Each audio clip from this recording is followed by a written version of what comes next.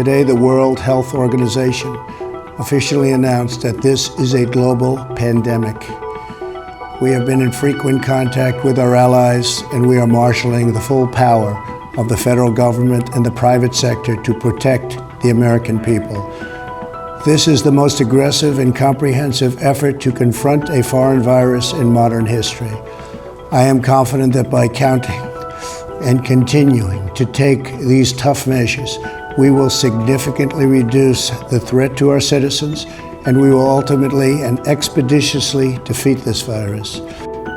As you just heard there from the president, coronavirus is officially a pandemic in the United States. There are more than 1,300 cases and 39 deaths. House Speaker Nancy Pelosi announced a coronavirus legislation package, including paid sick leave and also unemployment insurance. President's also floated a payroll tax cut in order to assist certain industries impacted by the spread of the virus. Joining us now to talk about these legislative proposals, congressional response, Congressman Chuck Fleischmann of Tennessee. He's a member of the Appropriations Committee and serves as ranking member on the Homeland Security Subcommittee.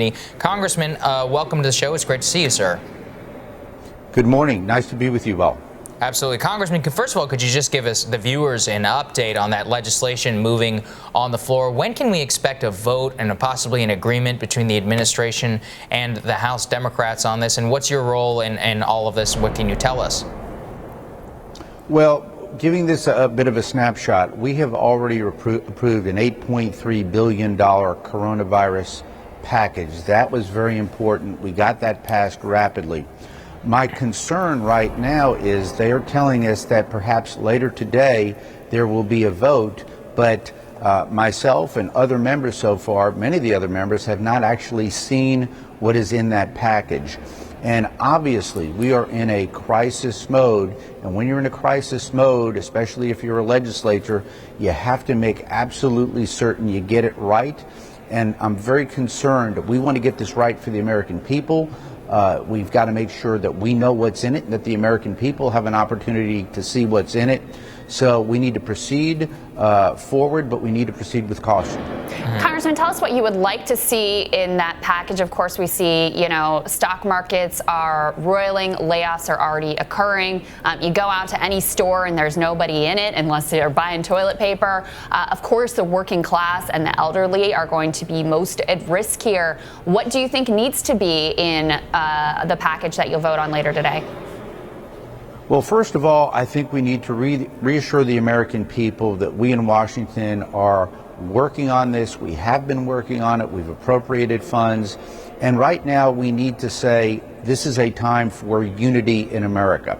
This is not a time for divisive politics, for divisive policy. We've got to make sure that the American people know that we are speaking with one voice for all of the American people, the young, the old, those who may be already affected with this virus. And we need to bring a sense of calm and urgency at the same time. Calm that we're working through this, urgency that we cannot avoid the objective factors that are out there. So any type of legislation needs to be logical, needs to be well-focused, but we've got to make sure that what does that mean, though? Just it addresses the problem. Just give us some specifics of what you mean by that. What specifically would you like to see in this legislation? Sure. I would like to see more dollars addressed to the health care crisis. We know that there was an original problem in screening. That's where a lot of countries, including the United States, but not as badly in the United States, but the screening process originally was deficient. And that's why so many people who have now tested positive were not caught. We need to make sure that we keep our southern border very strictly monitored and closed from people coming across illegally. Chinese nationals are coming across, other people are coming across. We have heard that there could be a situation, unfortunately, that people who are affected are coming right into the United States and could re-affect more people. So I think an all of the above package, but we need to make sure that the American people know that our economy is strong, that we're going to look at things. For example, the airlines have suffered greatly. Planes are empty. So we've got to be very careful and maybe have some fluidity. and flexibility in any type of a package. Right. So, Congressman, let me ask you specifically about screening, because that's, of course, I mean, what we didn't hear from the president last night is about additional dollars appropriated to this. Can you just give us like a snapshot sense? Is that the general consensus amongst the GOP within the House right now, that we're on board for more dollars for spending on screening and test sites across the United States?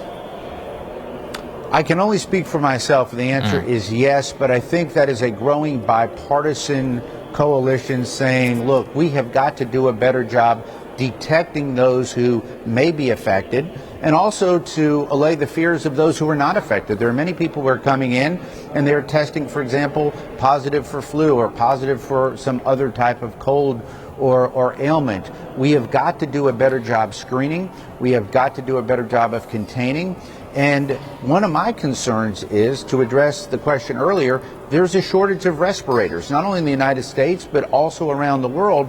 We don't want to devolve into a situation where we have triage medicine. What I mean by that is somebody comes in who's younger or stronger, somebody comes in who's more senior, and they say, well, we've only got one respirator, who's going to get it? Right. We want to make sure that we can address this. There is going to be a latency because, unfortunately, we have learned in this country, as a nation, we have not been as well prepared as we should have been for this. So we need to learn from this crisis, and I hope some of those dollars going forward go into better preparedness for the country. Yeah, very much we need to look at that. But Congressman, what is your understanding of what the holdup has been on testing so far? I was just on the CDC's website.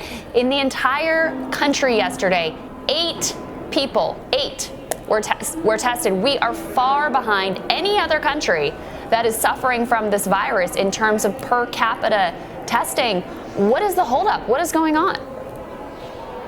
I think clearly there were situations in this country where our country as a whole was not prepared to deal with a crisis of this magnitude on the screening side. If we had been better prepared, and we really can't look backwards, we need to look forward and say, how can we deal with this? We've been told by experts that this virus, even after it ebbs, probably will come back in the fall, possibly with a vengeance. So what we need to do is be better prepared to test people, get that information out there, and to do it in a quicker fashion. It does nobody good if they're tested and you get the results 2 weeks later.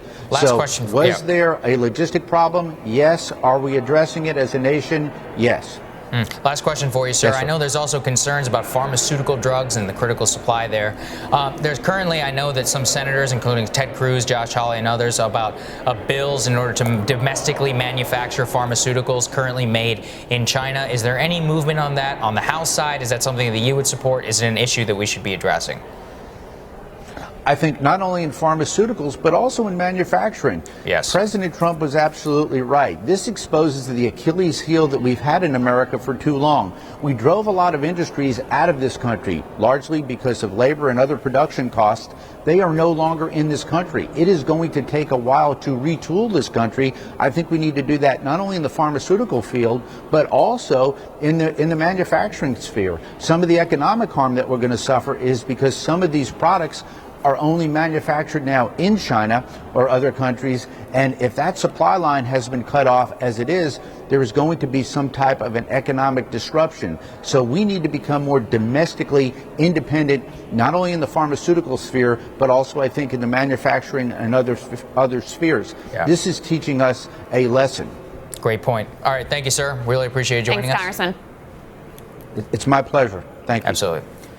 Next on Rising, Bernie Sanders is down, but he is not out. Senior advisor to the Sanders campaign. He talks strategy with us. That's next.